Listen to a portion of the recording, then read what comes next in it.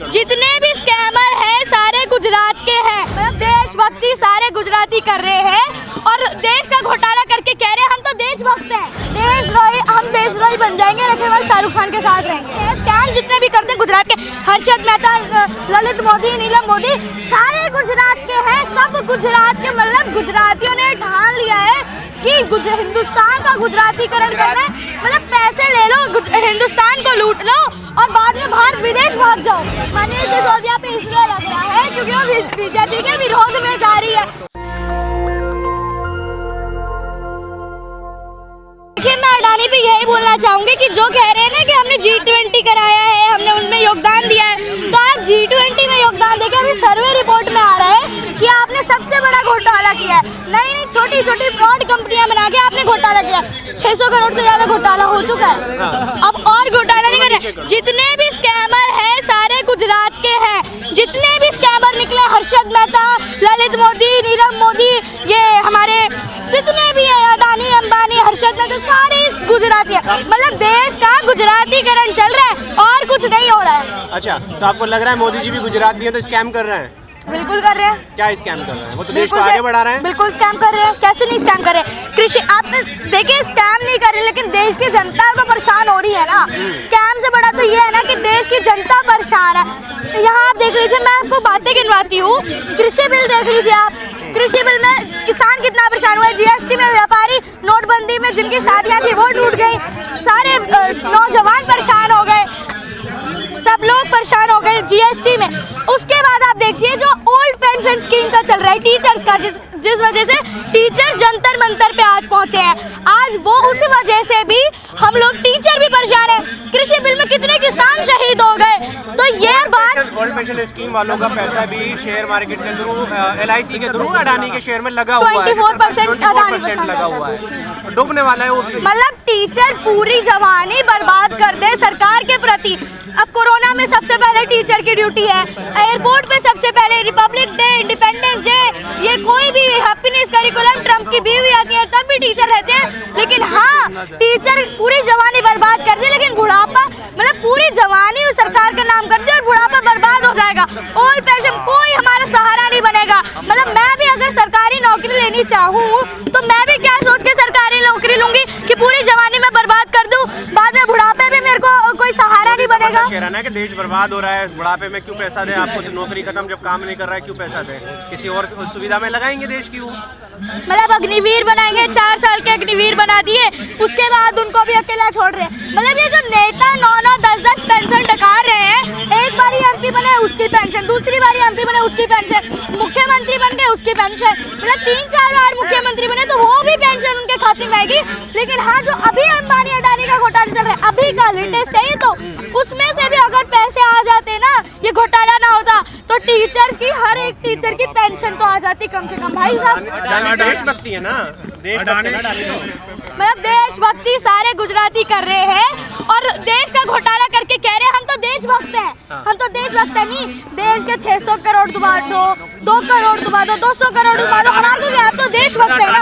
अडानी के विरोध करने वाले देशभक्त नहीं है, ये कह रहे हैं वो लोग। राष्ट्र में है ये जो विदेशी ताकतों के साथ है वो विरोध कर रहे हैं अडानी का। आखिर से लोग, मतलब अब हम ये कह दें कि अडानी इज इंडिया, वो तो यही कह रहे हैं। वो तो यही कह रहे हैं कि उनका मतलब देश का मतलब सबसे बड़ा उद्योगपति गुजरात का और प्रधानमंत्री गुजरात का, मुख्यमंत्री गुजरात का, गृह मंत्री गुजरात का, उपराष्ट्रपति गुजरात का, मतलब गुजरातियों पे कोई आदमी है कि मतलब हिंदुस्तान का गुजरातीकरण हो गया। मैं पहले भी कहती हूँ ये बात। टॉप 10 से बाहर हो गए, एक देश का भारतीय है, हमारे टॉप 10 लिस्ट में था, नंबर 2 में था। देखिए, अंबानी भी था, अंबानी भी था।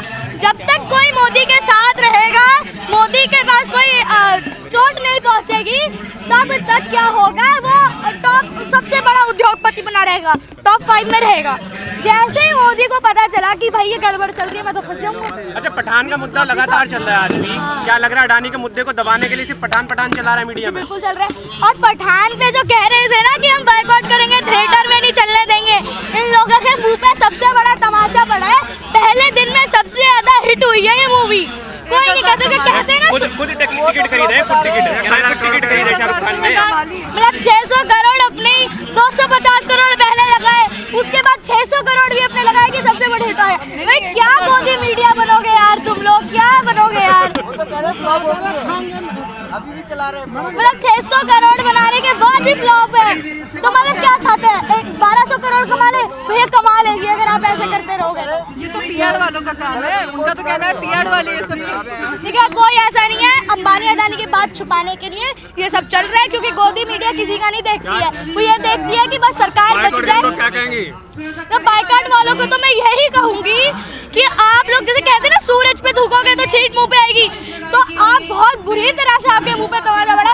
अभी आपको कह रहे थे ना कि हम थिएटर में मूवी नहीं चलने देंगे, आग लगा देंगे, सिनेमा चला देंगे, तो जो आप हमारे को देशद्रोही कह रहे हो ना, सबसे बड़े देशद्रोही आप ही लोग हो, जो सिनेमा देश की संपत्ति पे आग लगाने वाले लोग तो देशद्रोही होंगे। साउथ अफ्रीका में सुपर हिट रही पठान, सुपर। देखिए ना, शाहरुख खान के पूरे दुनिया में उनके फॉलोवर हैं, सबसे ज्यादा फैन फॉलोइंग उनकी है इंडिया में। मूवी हिट नहीं जाएगी तो क्या होगा? राष्ट्रपति भवन में स्क्रीनिंग की गई, बिल्कुल की जाएगी। जब जानते हैं ना कि मूवी में ऐसा क्या बुरा है, आप बताइए किस लिए बाइकआउट किया जा रहा है? भावना क्या अर्थ हुई?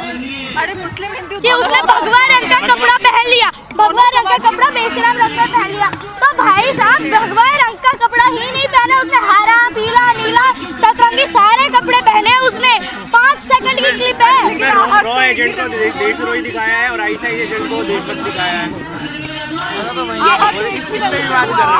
ये सच हो गया।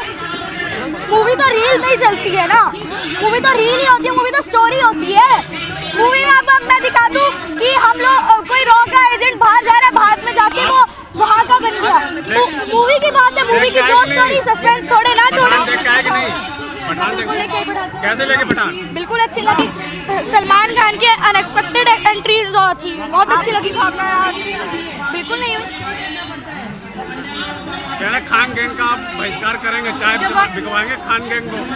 खान गैंग को बनाइए आप, मैं कह रही हूँ खान गैंग का बहिष्कार कीजिए। सबसे बड़ा सितारा प्लेयर खान गैंग का, सबसे बड़ा नृत्यकार खान गैंग का, सबसे बड़ा जो कथक परफॉर्मर है, सबसे अच्छा पियानो बजाने वाला खान गैंग का, सबसे बड़ा जो कह सकते हैं एक्टर खान गैंग का, सबसे अच्छी जो टीचर होती है खान गैंग की, करिए डुबाइए, क्या कहेंगे? अच्छी टीचिंग खान सर को बता रही हैं आप? खान लोगों की टीचिंग को मैं बता रही हूँ कि उनकी टीचिंग कितनी अच्छी रहती है। हाँ, खान सर को भी देख लीजिए, बहुत अच्छा नाम चला था उनका भी। बिल्कुल नहीं चाहिए, हमें हिंदू राष्ट्र नहीं चाहिए, हमारे को हिंदुस्तानी राष्ट्र चाहिए। हमको हिंदू मुस्लिम सिख ईसाई में नहीं बनना है, हमारे को हिंदुस्तानी बनना है। जो देशद्रोही है वो शाहरुख खान के साथ है, जो देशभक्त है वो अडानी के साथ है। देशद्रोही, हम देशद्रोही बन जाएंगे लेकिन हम शाहरुख खान के साथ रहेंगे। भाई जो देशभक्त की मानो मूवी के साथ नहीं, अगर शाहरुख खान हिंदुस्तान का सपोर्ट करते हैं तो हम उसके साथ हैं। जो भाई अगर हमारे को देशभक्त बनना है उसका सपोर्ट करके जो देश को डुबाएगा तो हम उसके क्या सपोर्ट में रहेंगे? बिल्कुल सपोर्ट में नहीं। हम तो उनका अडानी अंबानी को चाहते हैं कि उनको देश से उन पे कानूनी कार्रवाई की जाए, उनको देश से हटाया जाए। अडानी के खिलाफ साजिश हो रही है, क्या लगता है अडानी के खिलाफ साजिश हो रही है? बिल्कुल नहीं हो रही है। जो देखिए ना, मैं कह रही हूँ सबसे बड़े स्पैमर गुजरात के हैं, स्कैम जितने भी करते हैं गुजरात के, हर्षद मेहता, ललित मोदी, नीलम मोदी, सारे गुजरात के हैं। सब गुजरात के, मतलब गुजरातियों ने ठान लिया है कि हिंदुस्तान का गुजरातीकरण करना है। मतलब पैसे ले लो, हिंदुस्तान को लूट लो और बाद में बाहर विदेश भाग जाओ। अडानी भागेगा लगता है? संदीप जी, देश पे राज भी तो गुजराती कर रहा है। हाँ, तो तभी तो कह रही हूँ सबसे बड़ा स्कैमर गुजराती निकले। गांधी जी गुजरात के, लेकिन उनका देश का कोई घोटाला नहीं किया। ऐसे ही वो राष्ट्रपिता नहीं है जो कह रहे हैं ना हमारे को नए राष्ट्रपिता मोदी जी हैं, ये जो अभी कहा है। हाँ, नहीं, ये गुजरात में जो इन्होंने कहा है कि नए राष्ट्रपिता मोदी जी हैं, तो मैं तो कहती हूँ उन लोगों को।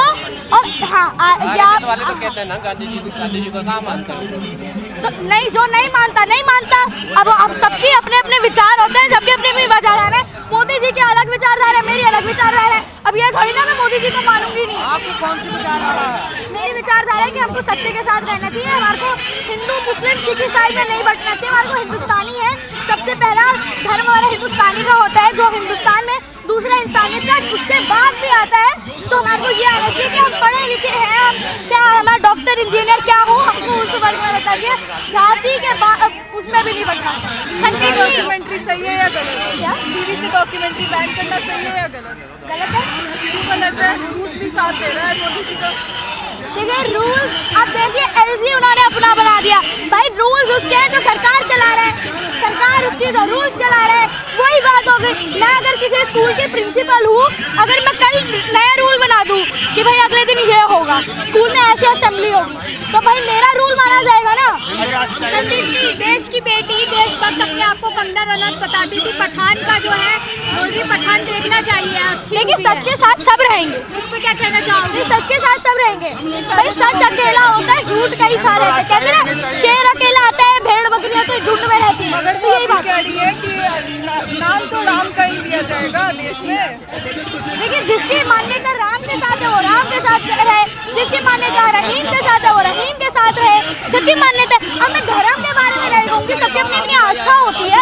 आस्था को मेरा ठेस पहुँचाने का कोई मतलब नहीं है।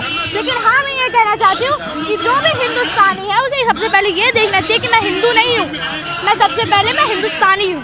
लेकिन संदीप जी कहा जाता है देश में रहना है तो श्री राम जय श्री राम बोलना होगा। मैं देश में रह रही हूँ, मैं जय श्री राम नहीं बोल रही। नहीं बोलोगी तो फिर मैं बोलूँगी भारत माता की जय, तो मैं देशद्रोही हूँ। देशद्रोही बोला जाएगा जो जय श्री राम नहीं बोलेगा। तो मतलब ये रूल बना रहे हैं मोदी जी, तो ये हो रहा है ना कि आप हिंदूवादी देश को कर दो, मैं आपके साथ हूँ। मुस्लिम कहाँ जाएंगे? मुस्लिम सबसे ज्यादा बलिदान करने वाले फ्रीडम फाइटर्स में सिर्फ हिंदू नहीं थे, फ्रीडम फाइटर्स में मुस्लिम भी थे। पाकिस्तान जाएंगे ना। आम आदमी पार्टी के नेता जेल में है, उन पर क्या कहना आपको? घोटाले का आरोप। देखिए सबके अपने अपने आरोप लगे हैं। Thank you. अब इसमें नहीं कह सकते, कोई झूठा आरोप भी लगा सकता है, कोई सच्चा आरोप भी लगा सकता है। सबकी अपनी मर्जी है। मैं कल को किसी पे आरोप लगा दूं इसने मेरी चोरी की है, ये मेरा आईफोन 13 प्रो मैक्स ले गया, अब मेरे पे सबूत नहीं है, आप पे सबूत नहीं है कि आपने चुराया। बीजेपी वाले कहते हैं कि आरोप लगाते हैं हम लोगों पर।